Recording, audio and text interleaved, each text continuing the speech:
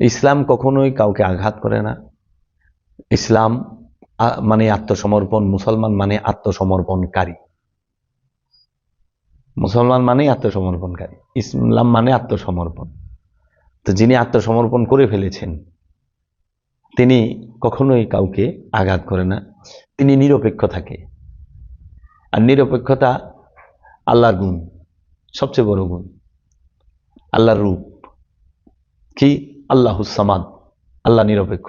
আল্লাহ সামাদ না, সূরা ইখলাসে পড়ছি কুল হুয়াল্লাহু আহাদ আল্লাহুস সামাদ, আল্লাহ একক, আল্লাহ নিরপেক্ষ। তাহলে আল্লাহ নিরপেক্ষ, নিরপেক্ষ কখন হইতে পারে? একটা মানুষ নিরপেক্ষ তখন হইতে পারে যখন সে রবের কাছে, রসুলের কাছে আত্মসমর্পণ করে ফেলেছে। মানে খান্নাস রূপে শয়তান মুক্ত হইলে সে নিরপেক্ষ হয়। যেরকম আপনি দেখেন এই সৃষ্টি রাজ্যে যাহা কিছু আছে, গাছগুলো, যাকে আরবিতে সাজারা বলা হয়, গাছগুলো কিন্তু নিরপেক্ষ, তাই না? হিন্দুর বাড়িতে আম গাছ আছে না? মুসলমানের বাড়িতে আম গাছ আছে। হিন্দুর বাড়ির আম গাছও আম দিচ্ছে, মুসলমানের বাড়ির আম গাছও আম দিচ্ছে। আম নিয়ে কারো, কোনো গাছ নিয়ে কারো এমন তো না যে না হিন্দুর বাড়িতে এই গাছ হবে না, মুসলমানের বাড়িতেই হবে। তো নিরপেক্ষতা, এই গাছগুলো সবাই নিরপেক্ষ। কেন? তাদের মধ্যে খান্নাস রূপে শয়তান নাই। কারণ শয়তান দিছে আল্লাহ অন্তরে।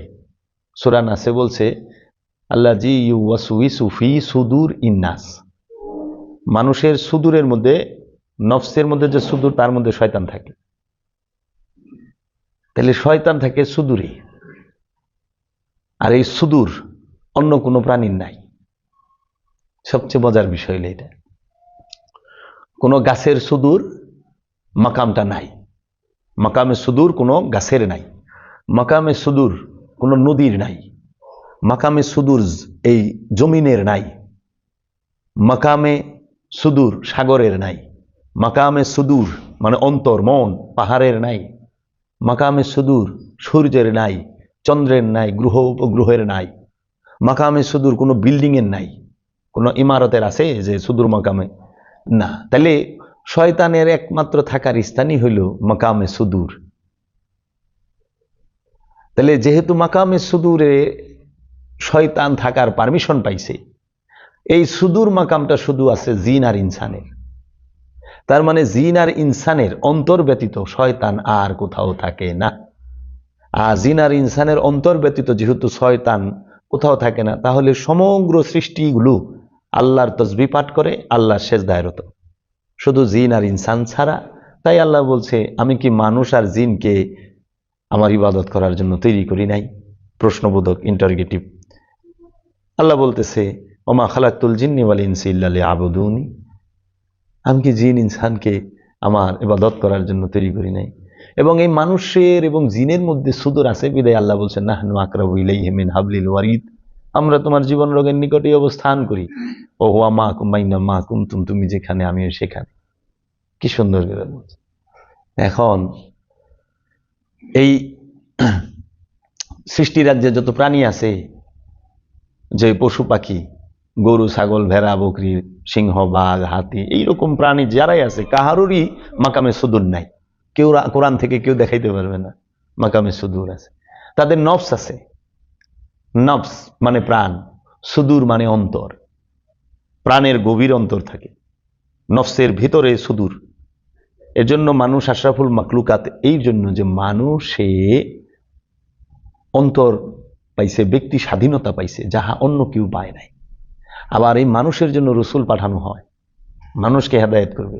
মানুষকে মানুষ হইতে হয়, কোনো ভাগকে ভাগ হইতে হয় না, কোনো হাতিকে হাতি হইতে হয় না, পশুকে পশু হইতে হয় না, কিন্তু মানুষকে মানুষ হইতে হয়। কেন মানুষকে মানুষ হইতে হয়? এর জন্য যে মানুষের সাথে একজন মানুষের সবচেয়ে প্রকাশ্য এনিমি, শত্রু দিয়া রাখছে আল্লাহ, আদুব্বুম মুবিন, প্রকাশ্য শত্রু, আদুব্বু শত্রু, মুবিন প্রকাশ্য, কে?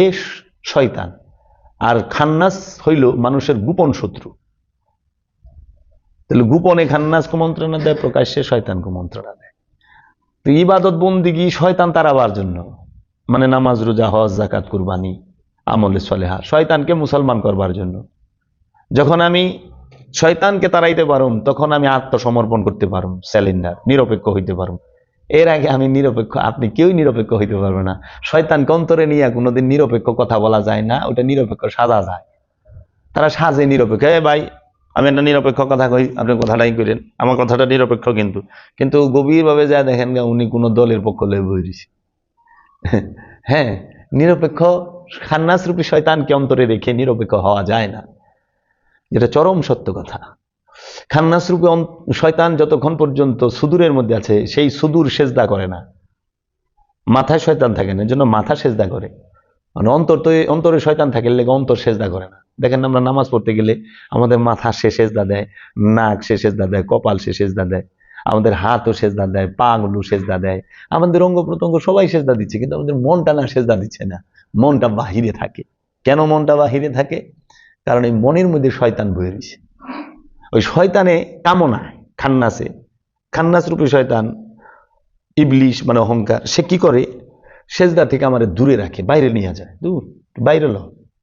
আমার দেহ মসজিদে থাকে, দেহ যায় নামাজের উপরে থাকে, দেহ আমার রুকুতে থাকে, দেহ আমার সেজদায় থাকে, দেহটা ইমামের পিছে থাকে, কিন্তু মনটা মসজিদেও থাকে না, যায় নামাজেও থাকে না, মনটা ইমামের পিছেও থাকে না, রুকুতেও থাকে না, সেজদায় থাকে না, মনটা খালি বনে বনে ঘুরে, আর বাতাসের আগে পবনের আগে বনে বনে ঘুরে।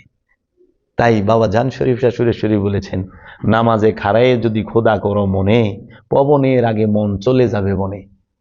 তোমার আউজে যদি খান্নাস ডরিত, শয়তান ডরিত, নামাজেতে দাগা সে কিভাবে দিত? নামাজের মধ্যে শয়তান ওয়াসওয়াসা দেয় না? আমি তো নামাজের খারানের শুরুতে আউযুবিল্লাহ পড়ে নিছি, বিসমিল্লাহ পড়ে নিছি না, সূরা কারাত পড়তাছি না, তারপরও শয়তানের দাগা চালু। এর জন্য বলছে যে নামাজ নিরিকে রেখে নিরিক বর্জক ঠিক করে পড়তে হবে। আমি শুরু যে জিনিসটা দেয়া করছিলাম যে প্রেম ভালোবাসা, দেখেন প্রেম হয় কার সাথে আর ভালোবাসা হয় কার সাথে? প্রেম করে কে আর প্রেম হয় কার সাথে? প্রেম করে প্রাণ। কার সাথে করে? রুহের সাথে, রবের সাথে, রসুলের সাথে, আল্লাহর সাথে। প্রাণ মহব্বত করবে, ইশক করবে, প্রেম করবে রসুলের সাথে, রবের সাথে, আল্লাহর সাথে, রুহের সাথে। নফস, নফস হলো প্রাণ। নফস প্রেম করে রসুলের সাথে, রুহের সাথে, রবের সাথে, আল্লাহর সাথে। আর নফসটা থাকে কই? ইনসানের মধ্যে, দেহের মধ্যে। আর দেহের মধ্যে যতক্ষণ আমি এই প্রাণ আছে ততক্ষণ সে জিন্দা। প্রাণটা আলাদা হয়ে গেলে দেহ থেকে সে মুর্দা, লাশ। তো প্রেম তো মরে না, প্রেম তো শেষ হয় না, প্রেম সে তো ভাসমান।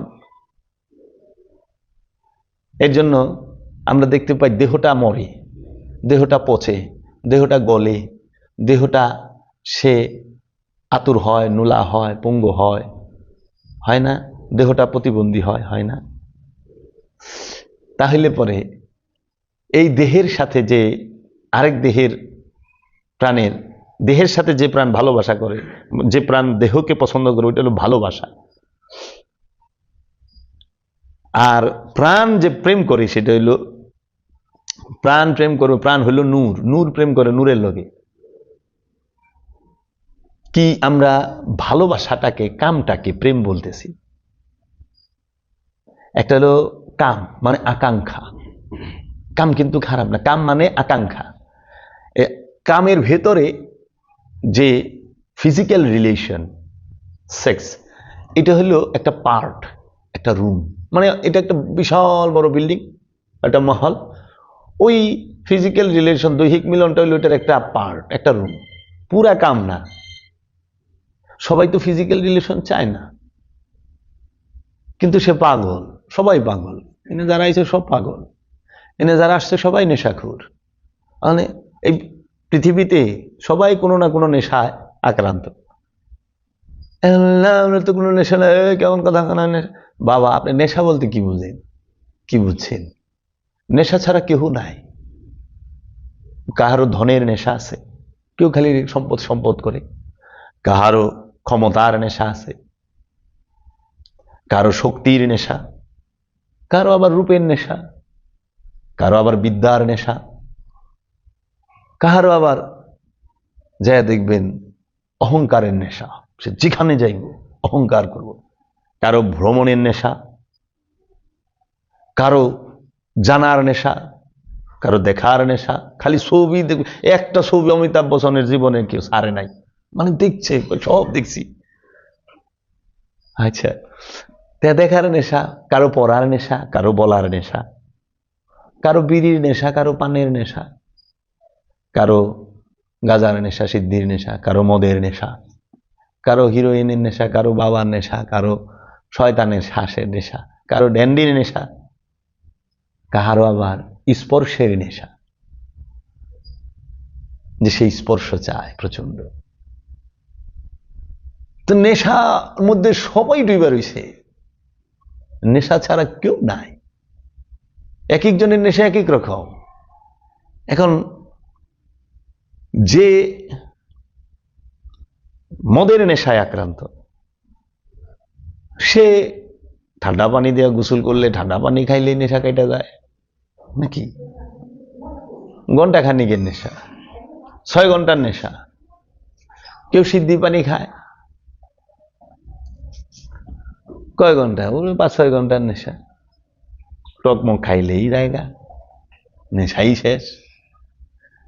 কেউ বিড়ির নেশা যে কোনো মুহূর্তে ছাইড়ে দেওয়া পারে, কেউ পানের নেশা ছাইড়ে দেওয়া যায়। কিন্তু আপনি একটা জিনিস খেয়াল করেন, ভয়ঙ্কর নেশাখোর যারা, ভয়ঙ্কর নেশাগ্রস্ত যারা, তারা মামুলি নেশা যারা করে তাগো 12টা বাজায় দিবার চায়। কিরকম? যে একটা নেশায় ব্যক্তির ক্ষতি হয়, আরেকটা নেশা করলে সমাজের ক্ষতি হয়, পরিবারের ক্ষতি হয়, আরেকটা নেশা রাষ্ট্রের ক্ষতি হয়, আরেকটা নেশা আছে মানব জাতির এবং সৃষ্টির ক্ষতি হয়। কোন নেশাটা কোন রকম? যে মদ খায় তার লিভার খারাপ হয়, ব্যক্তির ক্ষতি, পরিবারের ক্ষতি। অনেক সময় পরিবারের অত ক্ষতিও হয় না, কিন্তু ব্যক্তির ক্ষতিটা হয়। আচ্ছা, যে সিদ্ধি পানি খায় তার হয়তো লাঞ্চে পানি জমতে পারে, ফুসফুসটা কালো হয়ে যায়, পচা যেতে পারে, তো সে আরেক নেশাগ্রস্ত, ব্যক্তির ক্ষতি। পান, বিড়ি, সিগারেট খাওয়া দাওয়া, এটা ব্যক্তির ক্ষতি হয়, কিন্তু সমাজের ক্ষতি কখন হয়? কোন নেশাখোরেরা সমাজের ক্ষতি করে, রাষ্ট্রের ক্ষতি করে। সমাজের ক্ষতি এবং রাষ্ট্রের ক্ষতি করে যাহারা ক্ষমতার নেশায় আক্রান্ত, তাহারা। যাহারা সম্পদ জমা করার নেশায় আক্রান্ত, তাহারা সমাজেরও ক্ষতি করে, রাষ্ট্রেরও ক্ষতি করে। দেখেন, ক্ষমতায় যাবার জন্য মানুষের সাথে কত রকম প্রতারণা করে, কত রকম উল্টাপাল্টা কথা কয়, কত মানুষকে মেরে ফেলে ক্ষমতায় থাকার জন্য, ক্ষমতায় যাওয়ার জন্য। একে অপরকে, মানে সব দোষ তার, একদম নিষ্পাপ মাসুম। আবার সে যখন ক্ষমতায় থাকে তখন সব নেকামল তার, সব দোষ যে তার বিরুদ্ধে আছে সে। এটা শুধু এই দেশে না, সব দেশে, বিশ্বের ক্ষমতার জন্য, ক্ষমতায় টিকে থাকার জন্য, ক্ষমতাকে গ্রহণ করার জন্য তারা এইভাবে করে, আক্রান্ত সমাজকে করে, কলুষিত করে। তাহলে এটা সমাজ, রাষ্ট্র ক্ষতির মুখে হয়। আর যারা শক্তির পূজা করে, যারা শক্তির পূজা করে, যেরকম বিশ্ব নেতা যারা, যারা শক্তির পূজা করে, যেরকম মহাশক্তিধর যারা আছেন, যারা পারমাণবিক আবিষ্কার করতেছে, ব্যালাস্টিক ক্ষেপণাস্ত্র আবিষ্কার করতেছে, যারা মিসাইল টিসাইল বানাইতেছে, তারা বিশ্বের যে কোনো দেশে যে কোনো সময় হামলা করতে পারে, দখল নিতে পারে, যা খুশি তাই করে। আবার তারা যে এগুলোর পরীক্ষা চালাইতেছে, ওইখানেও তো জীব ধ্বংস হচ্ছে, প্রাণ ধ্বংস হচ্ছে, সবই ধ্বংস হচ্ছে। তা যে অস্ত্র যাই বানান, মানুষকে মারার জন্যই তো বানাইছেন, প্রাণকে মারার জন্যই তো বানাইছেন, তাহলে সেটার বিশ্বের কল্যাণের জন্য কোথায় হইল? ওটা তো শক্তির জন্য, ক্ষমতার জন্য। তাহলে এই নেশায় যারা আক্রান্ত তারা ভয়ঙ্কর, কিন্তু তারাই দেখবেন যে ওই যে বিড়ি খায়, মদ খায়, গাঁজা খায়, হ্যাগো থাপড়ায়। হ্যাঁ, আবার কেউ আছে সম্পদের নেশায়, সে মাল জমাইব, সে সুদ ঘুষ কিংবা মজুদকারী কিংবা ওজনে কম দিব, সে ওই নেশায় আক্রান্ত, সম্পদ জমার নেশায় আক্রান্ত। মানে কি, সে একটু কিছু জমা করতে চায়, অন্যের হকটা মাইরা খায় ফেলায়, ভাই বোনের হক মাইরা খায় ফেলায়, আত্মীয় স্বজনের হক মাইরা খায় ফেলায়, এতিমের হক মাইরা খায় ফেলায়। তো এরা আক্রান্ত নেশায়। সবাই তো পাগল না, পাগল না, পাগল পাগল সবই পাগল, পাগল বিনে কে আর আছে, পাগল পাগল সবই পাগল। অনেকে কেন আমি পাগল না, হ্যাঁ সুস্থ। আরে যে কয় আমি পাগল না, হে তার বড় পাগল। কয় যে কয় আমি নেশা করি না, হে সবচেয়ে বড় নেশাখোর। তার নেশা হয়তো বিড়ির না, পানের না, গুলের না, হয়তো মদের নেশা তার নাই, হয়তো তার সিদ্ধিপানির নেশা নাই, হয়তো তার সঙ্গীতের নেশা নাই, হয়তো তার বিদ্যার নেশা নাই, কিন্তু সম্পদের নেশা তো আছে। আমারে অনেকে আয়, বাবা আমার কোনো লোভ নাই। কিন্তু আল্লাহর ওলি, ওলি আছেন। লোভ ছাড়া মানুষ আছে নাকি? লোভ ছাড়া তো মুমিন সে, যার লোভ নাই সে মুমিন, সে মুমিন, ডেফিনেটলি মুমিন। কিসের লোভ নাই? কোন জিনিসের লোভ নাই? লোভ কত কোটি প্রকার জানা আছে। আমরা যে অপকর্ম করি, এই মানুষগুলো যারা অপকর্ম করে, তাহারা যত আকাম কুকাম যা কিছু করে, সব কিছুর মূল হোতা একজন, সে হলো খান্নাস রূপী শয়তান। সে করে না, সে করায়। খান্নাস সুদ খায় না, কিন্তু সুদ খাওয়ায়। খান্নাস অন্যের হক মাইরা খায় না, কিন্তু খান্নাস অন্যের হক মাইরা খাওয়ায়। খান্নাস রূপী শয়তান সে ডাকাইতি করে না, কিন্তু সে ডাকাইতি করায়। খান্নাস রূপী শয়তান সে চুরি করে না, সে চুরি করায়। খান্নাস রূপী শয়তান সে বলৎকার করে না, কিন্তু বলৎকার করায়। খান্নাস রূপী শয়তান সে কোনো প্রকার মদ গাঁজা ওই নেশা পানি এগুলো সে নিজে করে না, কিন্তু হ্যাঁ করায়। হ্যাঁ, কি মজার বিষয় না? সে কিছুই করে না, করায়। কিন্তু সে একটা জিনিস করে, সে হলো আদম রে সেজদা দেয় না, আদম মানে না, সে এইটা করে। এইটা হলো করে, আর অন্য কিছু করাইছে। আজাজিল কিন্তু ঘুষ খাওয়ার অপরাধে, বলৎকারের অপরাধে আর চুরি ডাকাতির অপরাধে জান্নাত থেকে বের হয় নাই। তার অপরাধ একটা ছিল, সে শুধু বলছিল আমি আদম হইতে উত্তম। আদমের কাছে নিজেকে সফর্দ করে নাই, আদমের কাছে সে স্যালেন্ডার হয় না, আত্মসমর্পণ করে নাই। এইটাই তার অপরাধ। এখন যে ব্যক্তিটা মনে করেন খুব ভালো, একটা মিথ্যা বলে না, যে ব্যক্তিটা মনে করেন একটা জীবনে একদিন চুরি করে নাই, যে ব্যক্তিটা মনে করেন জীবনে কোনোদিন কারো সম্পদ মাইরা খায় নাই, মিথ্যা বলেন নাই, চুরি ডাকাতি করে নাই, অত্যাচার জুলুম করে নাই, নামাজ রোজা সব করছে, আপনি কি মনে করেন সে খুব ভালো? সে মুমিন? জীবনেও না, কোরআন দর্শনে। কারণ আমরা তো দেখি আজাজিল জীবনে ইবাদত ছাড়া, তসবিহ ছাড়া কিছুই করে নাই, কিছুই করে নাই। আজাজিল সে ফেরেশতাকে শিক্ষা দিছে, ফেরেশতাদের ইমাম, ইমামে মালাইকা, ফেরেশতাদের শিক্ষক আজাজিল আলাইহিস সালাতু ওয়াস সালাম। তো সে জীবনে তো কোনোদিন মিছা কথা কয় নাই আগে, তার 6 কোটি বছর বলে সে ইবাদত করছে, শুনি আমরা বড় বড় বক্তাদের মুখে। তো কাজেই সে কিছু কোনো অপরাধ করে নাই, কোনো খারাপ কর্ম করে নাই, কিন্তু তার পদবি গেল না, সে তার পদবি হারাইল, সে তার জান্নাত হারাইল, শুধু একটা কর্ম করছে, আদমকে সেজদা করে নাই। আর আল্লাহরে কইছে আমি আদম থেকে উত্তম। তেমন কথা জিজ্ঞেস যদি করি যে বাবা জাহাঙ্গীর তার মারিফতের গোপন কথায় এই প্রশ্নটি করেছেন, জিজ্ঞেস করেছেন, এটি বাবা শামসে তাবরিজও করেছেন, যে মারিফতের গোপন কথা কিতাব যদি পান আপনারা পড়েন, দেখবেন সেখানে আছে যে আমরা দেখতে পাই আমরা যত আকাম কুকাম, আমরা যত পাপ করি, সমস্ত অপকর্মে আমাদেরকে দিয়ে খান্নাস রূপী শয়তান করায়, তার কুমন্ত্রণায় পড়েই করি, তার ওয়াসওয়াসায় পড়েই আমরা অপকর্ম করি। তাহলে আজাজিলের আগে তো কোনো শয়তান ছিল না, আজাজিলের আগে তো কোনো শয়তান ছিল না। আজাজিল যখন ইমামে মালাইকা, ফেরেশতাদের ইমাম, তখন তো কোনো শয়তান ছিল না। তা আজাজিলকে এই কুবুদ্ধিটা কে দিল যে তুই আল্লাহকে সেজদা আদমকে সেজদা দিস না? হে আজাজিল, তুই আদমকে সেজদা দিস না, এই কুবুদ্ধিটা ওরে কে দিল? আমরা যত আপনারা যত অপকর্ম, মানুষ যত অপকর্ম করে, জিন যত অপকর্ম করে, এই সকল কিছু শয়তানে করায়। এটা শয়তানের ডিউটি। আজাজিল কে এই বুদ্ধি দিল যে হে আজাজিল, তুমি আদমকে সেজদা দিও না, তুমি বলো আমি আজাজিল হইতে, আমি আদম হইতে, তুমি যে আদম বানাইছে আদম হইতে উত্তম? এই বুদ্ধিটা কই থেকে আইল? আমাগো নয় জাহান্নামে ফালাই দিল শয়তানে, তো শয়তানরে এই আজাজিল রে জাহান্নামে ফালাইল কে? আমি এই প্রশ্নে শুই না পইরা তো অবাক। আসলেই তো কথাটা অসাধারণ। পরে এর উত্তর আমার জানা নাই, আমি খুঁজতেছি।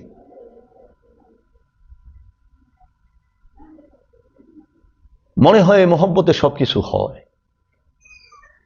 আমি জেনে শুনে বিষ করেছি পান, প্রাণেরও বিনিময়ে সপেছি প্রাণ।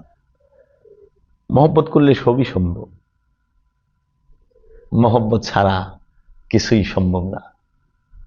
তাই আল্লাহ বলছেন, কুলিন কুনতুম তুহিব্বুনাল্লাহ ফাত্তাবিউনি ইউহিব্বুকুম। কে আছো আমি আল্লাহকে ভালোবাসতে চাও, সে আমার হাবিবকে ভালোবাসো। আবার দেখলাম আল্লাহ রাব্বুল আলামিন কুরআনুল কারীমে বলতেছেন, ইন্নাল্লাহা ইউহিব্বুল মুহসিনিন, নিশ্চয়ই আল্লাহ মুহসিনিনকে ভালোবাসেন, মহব্বত করেন। ইউহিব্বুল মুহসিনিন, মুহসিনিনকে আল্লাহ মহব্বত করেন, মুত্তাকিকে আল্লাহ মহব্বত করেন, সাবিরিনকে আল্লাহ মহব্বত করেন, মুমিনকে আল্লাহ মহব্বত করেন।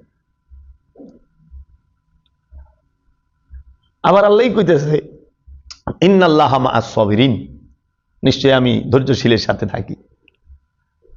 আল্লাহ ধৈর্যশীলকে মহব্বত করে, আবার ধৈর্যশীলের সাথে থাকি।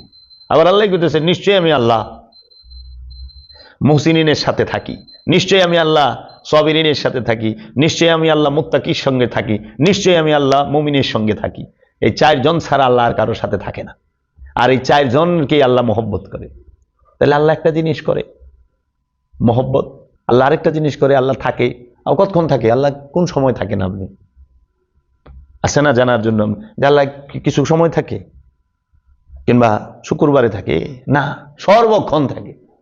আলা ইন্না আউলিয়াল্লাহি লা খাউফুন আলাইহিম ওয়ালা হুম ইয়াহজানুন। খবরদার, আমার ওলি যারা, নিকটবর্তী যারা, তাদের কোনো ভয় নাই, তারা চিন্তিত হবেন না, কারণ আমি তাদের গার্জিয়ান, আল্লাহই গার্জিয়ান।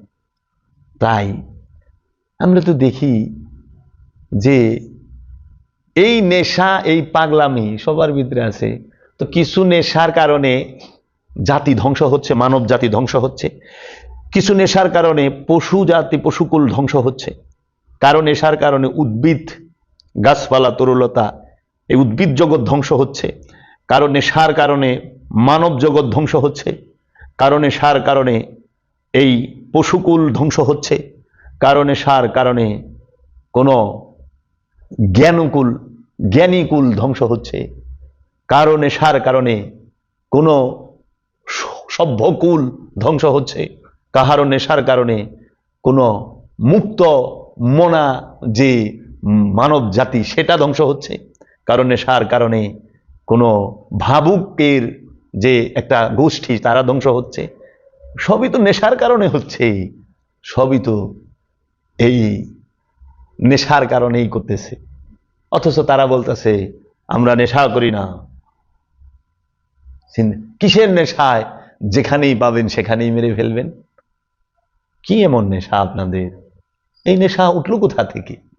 এটা তো উন্মাদের কথাবার্তা।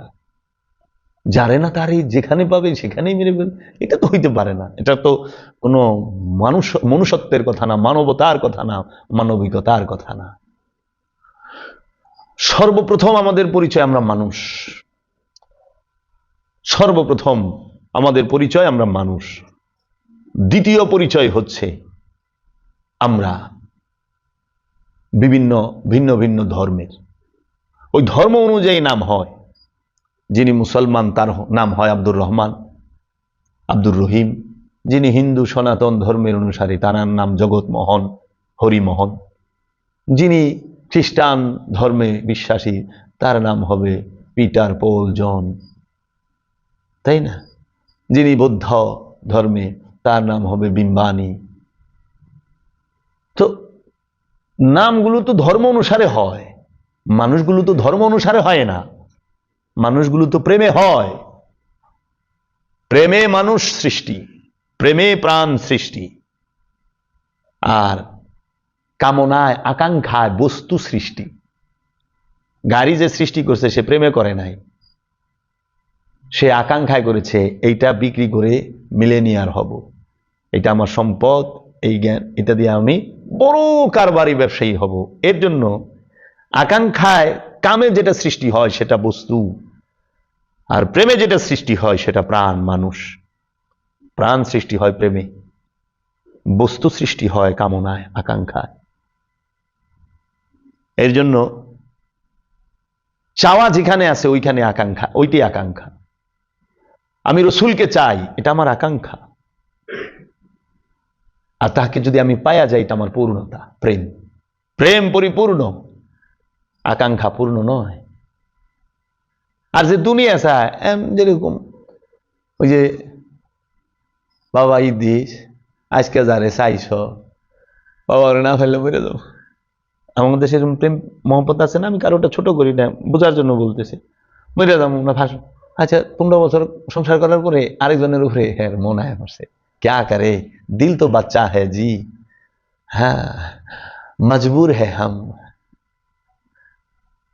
মন আরেকজনের উপরে ফিদা হয়ে গেছে গা, কি রে তুই আরে না হলে মরে যাবি, তুই আবার আরেকজনের কাছে ঘুরবা লইছ, ক্যা করে यार, দিল তো বাচ্চা হ্যাঁ জি। দিলেরে বোঝান যায় না, ওই যে বাচ্চারে বুঝাইতে পারবেন না আপনি, এর লেগে দিল বাচ্চা। কিন্তু প্রেম সে বাচ্চা না, প্রেম পূর্ণ, প্রেম সত্য, প্রেম নিত্য।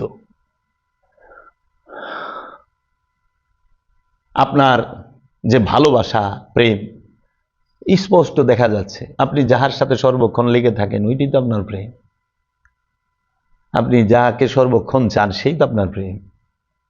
এখন আপনি যদি সর্বক্ষণ খালি মাল মাল করেন তাহলে আপনার প্রেম হইল মাল, মালের সাথে আপনার প্রেম, এটা জাহিরি প্রেম, প্রকাশিত প্রেম দেখা যাইতেছে।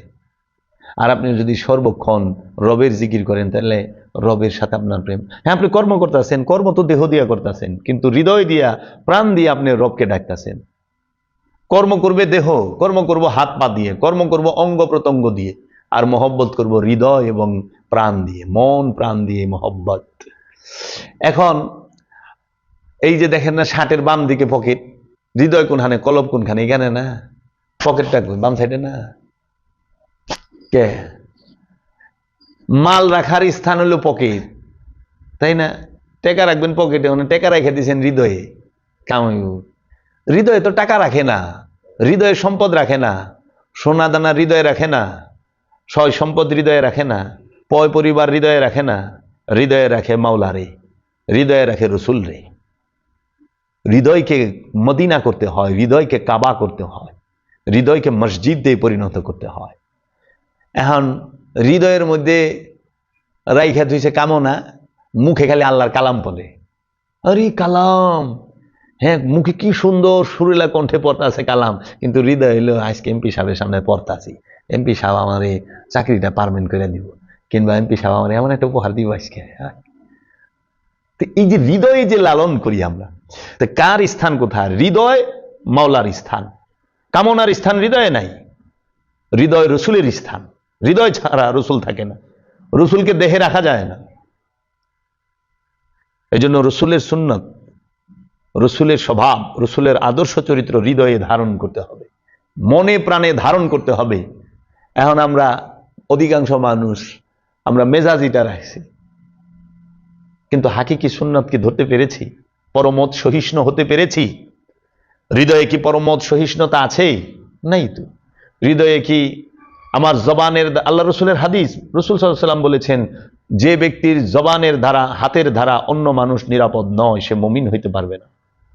মুমিনের গুণী হইল মুমিনের জবান, এবং উঁচু স্তরের আমানুর গুণী হইল যে তার জবানের দ্বারা, তার হাতের দ্বারা, তার দৃষ্টির দ্বারা অন্য মানুষ নিরাপদে থাকবে। আর এখন কি হচ্ছে, এটা আগেও ছিল, সর্বসময় থাকবে। সব খারাপ হয়ে যেতে পারবে না, আবার সবাই ভালো হইতে পারবে না, তাতে আল্লাহর পরীক্ষা থাকবো না। এর জন্য প্রেম সেটা কিন্তু মুখের বিষয় না, প্রেম শব্দের বিষয় না, প্রেম সেটা আমাদের যে পঞ্চ ইন্দ্রিয় তার গভীরে থেকে গভীরে থাকে। এই এই দৃষ্টি, শ্রবণ, জবান, শ্বাস প্রশ্বাস, এই অনুভূতি, স্পর্শ, এইটারও গভীর হইল প্রেমের জায়গা। এটা দিয়ে প্রেম বোঝা যায় না। প্রেম এমন জিনিস যে তারে শিখান লাগে না।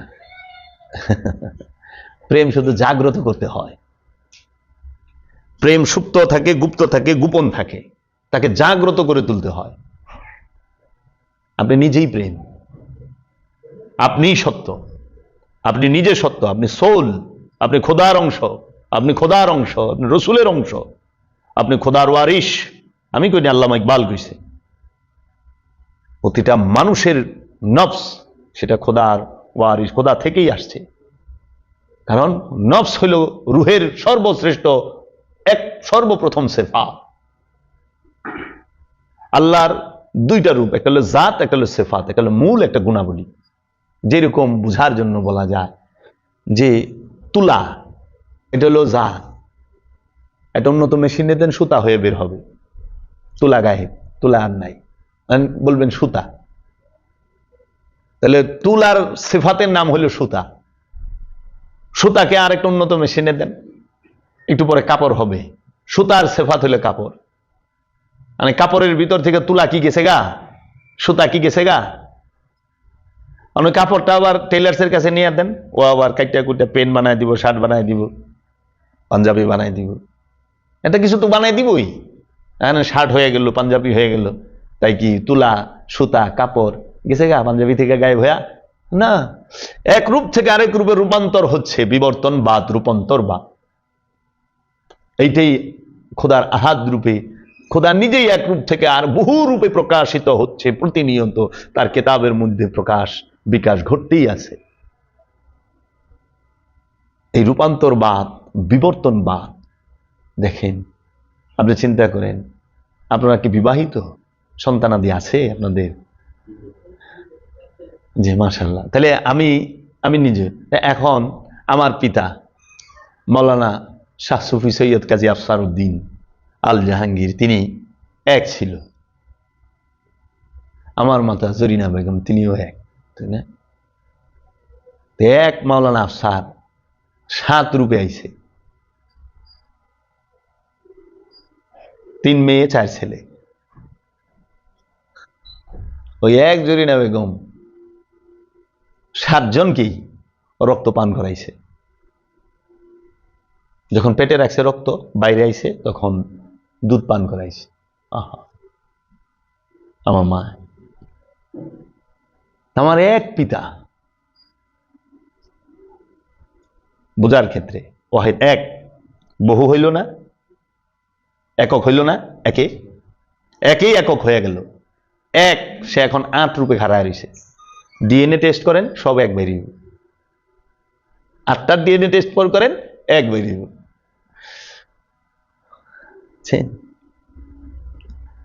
আপনি সেই মাওলার সিফাত দেখে তো আপনি এত সুন্দর, আপনারা সবাই মানুষ এত সুন্দর, মানুষ এত জ্ঞানী, এত বুদ্ধিমান, কারণ সে আইছে কোথা থেকে? তাহলে যে খোদা, যে নূর পাঠাইলো, যে যাও খাও দাও ঘুরো ফিরো, ওয়াজাক্কার শাজারা, ওই নিষিদ্ধ বৃক্ষের স্বাদ গ্রহণ করো না, যেটাকে সমাজে বলে গন্ধম ফল খাইও না, খবরদার। কিন্তু সর্বপ্রথমই তো এটা খায় হালাইছে, নিষিদ্ধ বৃক্ষের স্বাদ নিয়ে নিছি। এখন নিষিদ্ধ বৃক্ষের স্বাদ নেওয়া, আমি যে রিটার্ন তার কাছে মিলুম, তার সাথে যাবো, আর সেই সুযোগ হইল না। তাহলে কি করতে হবে? প্রায়শ্চিত্ত করো, সাধনা করো, শুদ্ধ হও, ফিল্টার হও, ফিল্টার হয়ে তারপরে আবার ব্যাক করো, যাতে মিলো। তোমার জাতের থেকে সিফাত করছি, তুমি তো পবিত্র। যে দেখেন না, আমার ছোট্ট বাচ্চাটা ছাড়া আমি শুই না, ও আমারে ছাড়া শোয় না, জাতের লোকে মিলা থাকে সিফাতে। কি আদর করি, চুমা দিই, কি ও একেবারে মাসুম, মানে এমন ভাবে জাত দেয়া হে। কিন্তু এই জাতি যখন আস্তে আস্তে ওই সরল প্রেম থেকে, ওই মাসুমিয়ার থেকে সরে যাব, সে আস্তে আস্তে আর এইভাবে আয়সা মিশবে না, থাকবে না। আমি থাকবার চাইলেও ও থাকবো না। আর যাও তো, তুমি বহুত ডিস্টার্ব করো, আমার কাম আছে। ছেলেটা যখন যুবক হয়, পিতামাতার সাথে শুইতে চায় কেন? পিতামাতা ঘরে গেলে একটু বিরক্তর ভাব দেখায় না? পিতামাতার ঘরে সন্তান গেলে বিরক্ত করে না, কিন্তু পিতামাতা কি রে, তার না কালেকশন আরেকজনের সাথে হয়ে গেছে, ওইটা সে জানতে দিতে চায় না। সে অন্য কিছু করতেছে, সে জানতে দিতে চায় না, গোপন ছুপাকে রাখতে হয়, সামলায়।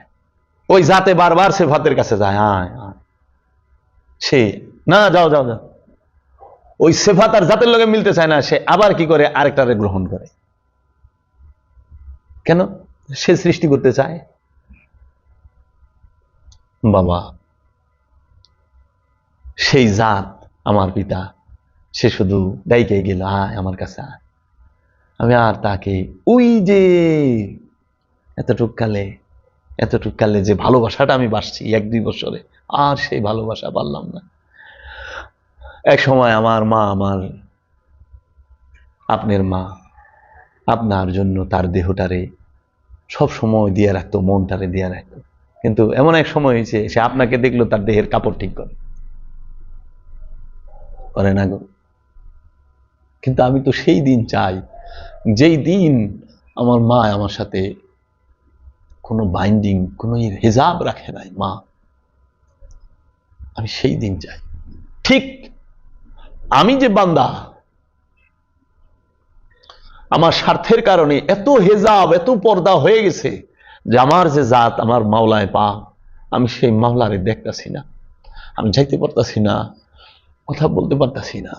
সে আমার কাছেই আছে, কিন্তু আমার স্বার্থ আমাকে যাইতে দিচ্ছে না। আর মাওলাই বলতেছে, স্বার্থ সরা, পর্দা সরা, তুই রাখছস পর্দা, আমি তো রাখি না। আল্লাহ আমার মধ্যে আছে, আপনার মধ্যে আল্লাহ আছে, কিন্তু আপনি আল্লাহর মধ্যে নাই। আপনি আল্লাহ থেকে দূরে সরে গেছেন স্বার্থের কারণে। তো ঠিক আমি সেইভাবে মিশতে চাই, আমি যেভাবে আগে তোমারই অংশ ছিলাম, তোমারই সিফাত গো, তোমারই সৃষ্টি আমি, আমার মাওলা। তাইলে এখন মহাপুরুষ বলতেছে, ঈসা রুহুল্লাহ বলতেছে, তুমি প্রভুর দিদার চাও, শিশু হইয়া যাও, শিশু হইয়া যাও। এখানে কি বুঝাইছে? শিশু বলতে দেহকে শিশু করা না, ছোট করা না, স্বভাবটা শিশুর হইতে হবে, চিন্তাটা শিশুর হইতে হবে, মান্যতাটা শিশুর হইতে হবে, ওই বুঝটা, স্বার্থ সবকিছু শিশুর মতো হইতে হবে। শিশু আপন পর বুঝে না, শিশু শুধু বুঝে ভালোবাসা, প্রেম। প্রেম ছাড়া শিশু বুঝে না কিছু। তাকে যে ভালোবাসবে তার কাছেই সে যাবে। তাইলে আমরা মাওলার থেকে সইরাইছি, আর এত সরছি স্বার্থের কারণে যে এখন আর কাম ব্যাক করা সম্ভব হচ্ছে না। ওই যে মায়ের কাছ থেকে সরে গেছি, কারণ অনেক বউ হয়ে গেছে, শাশুড়ি হয়ে গেছে গা, আমার শালা সম্বন্ধে গেছে, বন্ধু বান্ধব হয়ে গেছে, আমার কত কিছু হয়ে গেছে। এর জন্য এখন আমি মার কাছে আর আসার সময় পাই না। আমার এখন অফিস হয়েছে, বস হয়েছে, আমার এখন ব্যবসা হয়েছে, ব্যালেন্স হয়েছে, কত কিছু হয়েছে, আমি সেই মার থেকে সরে গেছি। আর মা আমার জন্য কাঁদে, আপনার জন্য আপনার মায় কাঁদে, কারণ অতিরিক্ত বানায় ফেলাইছি, যার জন্য মূলের কাছে যাইতে পারতাছি না। ঠিক আমরা প্রভু থেকে আইসা জমি, বাড়ি, ঘর, সহায় সম্পদ, স্বার্থ, ক্ষমতা, কত কিছু সাথে জড়াই গেছি, এখন আর ওই মূলের কাছে যাইতে পারতাছি না। আর এখন মূলের কাছে, মায়ের কাছে যাইতে গেলে ওইখানে নয় জামাই বাঁধা হয়ে যায়, নয় বউ বাঁধা হয়ে যায়, নয় পোলাপান হয়ে যায়, একটা না একটা সমস্যা হয়, পারি না।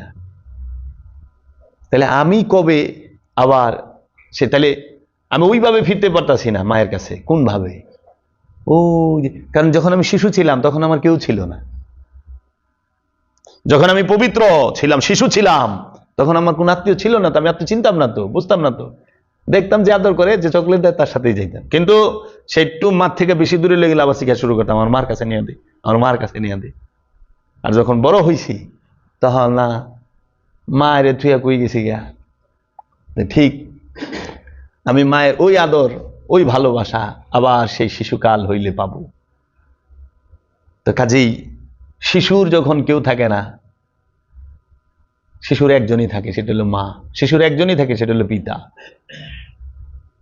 ঠিক এই সৃষ্টির আমি ইনসানের, মানুষের এই নফসের একজনই প্রভু, সে রব। কিন্তু এই নফস সে ওই যে শিশুকাল এক প্রভুরে থুয়া অনেকের সাথে যখন জড়ায়া যায়, বহুর সাথে জড়ায়া যায়, তখন সে আর এই রবের দাসত্ব করতে পারে না, তখন তাগুতের মিন্দুনিল্লার ভিতরে ঢুকে। তাই সেই রবের কাছে যখন রিটার্ন আসতে চায় তখন রসুল লাগে, অলি লাগে। কারণ ওই অলি শিখায় আবার যে কিভাবে ফেরত যেতে পারবা। যেরকম মার থেকে সন্তান যখন অনেক দূরে চলে যায় তখন মায়ের খবরটা মধ্যে একজন দেয়, হয়তো মহল্লাবাসী, হয়তো পরিবারের কেউ, এই তোর মা অসুস্থ রে, তোর মা রয়েছে, তখন শুই না আসে, কারণ মা রয়েছে, কি ফোন ওলাতে আহেই না।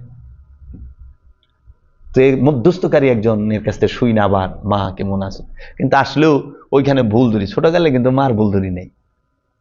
কেউ মার ভুল ধরছে? ছোটকালে মা শাসন করছে, হ্যাঁ মায়া আদর করছে, বড় হয়েছে মার ভুল ধরছে। এটা বুঝাইবার ক্ষেত্রে বলতে হচ্ছে। আমার মনে হয় এইটা এইভাবে বোঝাটা আমাদের জন্য সহজ হবে। জাত সিফাত, ওয়াহেদ আহাদ, নফি আসবাব, হ্যাঁ, ওয়াহেদ আহাদ, জাত সিফাত, নফি আসবাব। এবং আপনাকে বলা আরেকটা বলা হয় যেটা, যে ফার্সি ভাষা তু কুজা মান কুজা, একটা কাওয়ালি শুনছেন না? এটা কাওয়াল আছে, কালাম আছে, বলে তু কুজা মান কুজা, মানে মাটিও তুমি, বর্তনও তুমি, তুমি মাটি তুমি বর্তন। আমার খালি দেহার মধ্যে একটু গোলক দাদা ভিন্নতা আছে। আল্লামা ইকবাল বলছেন, मैं जिसको कह रहा हूं अपना हस्ती ও তু নেহি তো और क्या है। আমি যারে বলতাছি যে এটা আমার প্রাণ, এই প্রাণ তুই না তো তাহলে কে? তুম এক গোরখ দন্দা হো। তখন সে আল্লামা ইকবাল বলতেছেন যে जब सब आशिक तुम्हारे नाम पे तो क्यों ये झगड़ा রহিমার রাম পে। সবাই বলতেছে সবাই আল্লাহর প্রেমিক, রবের প্রেমিক, তাই না? রাম রহিমের ঝগড়া কেন? মৌলভী সাহেব আর বাউল সাহেবের ভিতরে দ্বন্দ্ব লাগলো কেন? সবাই তো খোদার প্রেমিক। আবার উনি বলতেছে খোদার কোনো বুত নাই, মানে দেহ নাই, অঙ্গ প্রত্যঙ্গ নাই। এটা তো আমরাও বিশ্বাস করি, খোদা আল্লাহ নিরাকার। তখন কে নাকি বলছে আল্লাহর কি বুঝে না, আল্লাহর বুঝে, তো ওটা তো নাই, ওটা এত ফালাফালি। যেটা নাই ওটা তো আমরা বিশ্বাসই করি না। আমরা সব সময় মানে আল্লাহ নিরাকার, আল্লাহর হাত নাই, আল্লাহর মাথা নাই, আল্লাহর চোখ নাই, কান নাই, মুখ নাই, হাত নাই, পা নাই, আল্লাহর কোনো আকার নাই, আল্লাহ নিরাকার। এটা আমি বিশ্বাস করি মনে প্রাণে। তো ওইখানে আল্লাহর কি আছে না আছে বলে আহে যায় কেন, ওগুলো আমাকে কোনো দ্বন্দ্ব নেই। ওটা হলো যে মানুষকে বিভ্রান্ত করা। কিন্তু রবের আকার আছে, রবের আকার আছে, আল্লাহ নিরাকার, রব আকার। নফস নিরাকার কিন্তু দেহ আকার। প্রাণ নিরাকার, প্রাণ ধরা যায়, প্রাণ ছোঁয়া যায়, কিন্তু প্রাণ দেখা যায়, প্রাণ অনুভব করা যায়, ধরাও যায় না, ছোঁয়াও যায় না। তো এই জন্য বলছে খাঁচার ভেতর অচিন পাখি কেমনে আসে যায়, তারে ধরতে পারলে মনো বেরি দিতাম পাখির পায় কেমনে আসে যায়। দেহ আকার, প্রাণ নিরাকার, রব আকার, আল্লাহ নিরাকার। হচ্ছে রূহ গোপনেরও গোপন। রব যখন গুপ্ত এবং সুপ্ত এবং অপ্রকাশিত অবস্থায় থাকেন, সেই রূপটাকে বলা হয় রূহ, যাকে ধরা ছোঁয়ার বাইরে। আর ওই রূহ যখন জাগ্রত হয়ে যায় মুমিনের মধ্যে, সাধকের মধ্যে, কদরের রাতে, তখন সে আল্লাহর রবের প্রকাশিত রূপ হয়, রব রূপ ধারণ করে। ওই রূপ প্রকাশ হইলেই সে রব রূপ ধারণ করে। এজন্য আল্লাহর গুপ্ত সুপ্ত রূপের নাম রূহ, আর আল্লাহর প্রকাশিত বিকশিত রূপের নাম রব। এখন রবের আকার আছে কিভাবে? রব বলতেছেন যে সূরা রহমানের 26-27 নম্বর আয়াতে, কুল্লু মান আলাইহা ফান ওয়ায়াবকা ওয়াজহু রাব্বিকা ওয়া যুল জালালুল ইকরাম। কুল্লু মান আলাইহা ফান, সমস্ত কিছু ধ্বংস হবে, ওয়ায়াবকা চিরস্থায়ী রবে, ওয়ায়াবকা ওয়াজহু, ওয়াজহু মানে চেহারা, রবের চেহারা। তো চেহারা কাকে বলে? পূর্ণতার প্রতীককে বলে। রবের চেহারা চিরস্থায়ী রবে। তাও কার? আপনার রবের, মানে রসুলের রবের চেহারা, সবার রবের না। রব্বে কা, রব্বু কুম কয় নাই, রব্বু কুমা কয় নাই। কা এক বচন, কুমা দুই বচন, কুম বহু বচন। কা কুমা কুম, ফাবিআইয়ি আলাই রব্বিকুমা তুকাজ্জিবান। রব্বে কা, কা এক বচন, কুমা দুই বচন। ওয়া ক্বালা রব্বুকুম, তোমাদের রব বলিলেন, উদউনি আস্তাজিব লাকুম, তোমরা আমাকে একা ডাকো, সঙ্গে সঙ্গে জবাব পাবে। তাহলে পরে কা কুমা কুম, ইন্না ইন্নি, আনা নাহনু, ওয়াহিদ আহাদ, সামাদ, জাত সিফাত, এটি বুঝতে হবে না। তখন সে যায় জ্ঞান। ধর্মীয় কোনো জ্ঞানই নাই, অনুভূতিটা বোঝায়। ওরা প্রেম আর ভালোবাসার বিষয়। আমার দয়াল রসুল কি নর না? দৈহিক গঠনে, আদর্শে পুরুষ, আদর্শ স্বভাবে পুরুষ, দৈহিক গঠনে তিনি নর, ছেলে। তো আমরা সবাই মহব্বত করি না আল্লাহ রসুলে? তো প্রেম করতে কি সমলিঙ্গ কোনো সমস্যা? বিপরীত লিঙ্গ লাগে না। এর জন্য মহব্বত এই রসুলের সাথে হয়, পুরুষের সাথে মহব্বত হয়, নর আর নারীর মিলন হয়, দৈহিক মিলন হয়। নর নারী থেকে সৃষ্টি হয় সন্তান, আর পুরুষের থেকে সৃষ্টি হয় পুরুষ। পুরুষ পুরুষ তৈরি করে, নর নারী মিলা নর আর নারী তৈরি করে। জাকারা উনসা বলে, নরকে বলে জাকারা, উনসা বলে নারীকে। আর পুরুষের সাথে যদি সঙ্গ করেন, পুরুষকে যদি অনুসরণ করেন, পুরুষে পরিণত হবেন। পুরুষকে যে খান্নাস রূপী শয়তান মুক্ত, কামনা বাসনা মুক্ত, সে পুরুষ। আর নারীকে যে দৈহিক গঠনে নারী কি উনসা। আর নেশাকে যে খান্নাত যুক্ত নফস, সে নেশা। বন্ধনযুক্ত নফস, সে নেশা। মোহযুক্ত নফস, সে নেশা। এর জন্য কোরআন বলেছেন কি, প্রথম হলো দেখেন আপনার প্রথম রূপ কি? প্রথম রূপ নফস। নফসের জন্য ইনসান, দেহ, জিসিম। জিসিম ইনসান মানে নফস আর জিসিমের মিলনে হয় ইনসান। আর নফস আর জিসিম আলাদা হয়ে গেলে হয় লাশ, ইনসান থাকে না। আর শুধু দেহ হইল জিসিম, জিসিম ডেথ হইলে ওইটা লাশ। তাহলে প্রথম হইল নফস, তারপরে হইল জিসিম। ওই জিসিমের মধ্যে ইনসান, নফসারে ইনসানের মধ্যে আবার হইল জাকারা উনসা। জাকারা মানে নর, উনসা মানে নারী। এই জাকারা উনসা এদের মধ্যে হইল আবার আমানু।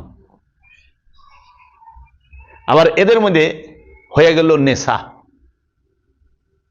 মোহযুক্ত, বন্ধনযুক্ত, খান্নাতযুক্ত নফস মানে নেশা। আর আমানু মানে রসুলের মুরিদ, আমানু। তাই হইল আমানু নেশা।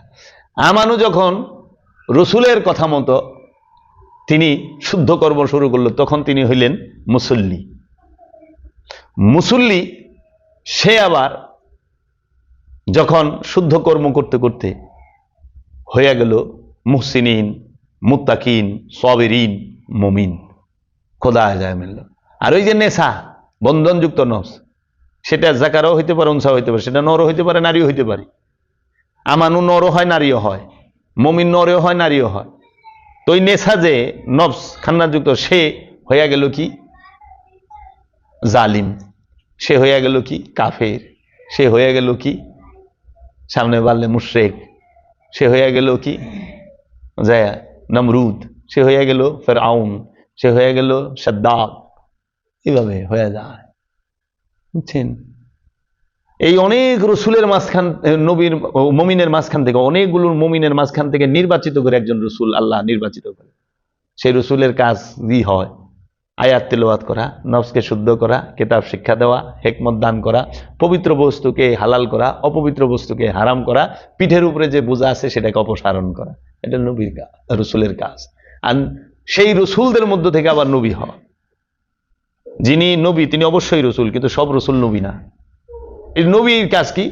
কোরআনে বললে থিয়া দিতেছে সূরা আহজাবে, ইয়া আইয়ুহান নাবিয়্যু ইন্না আরসালনাকা শাহিদা ওয়া মুবাশশিরা ওয়া নাযীরা দাইয়ান ইলাল্লাহি বিইজনিহি ওয়া সিরাজাম মুনীরা। হে আমার নবী, আমরা আপনাকে প্রেরণ করেছি শাহেদা, সাক্ষী রূপে, মুবাশশিরা সুসংবাদদাতা হিসেবে, নাযীরা সতর্ককারী, দাইয়ান ইলাল্লাহ, আল্লাহর দিকে দাওয়াত দেনেওয়ালা।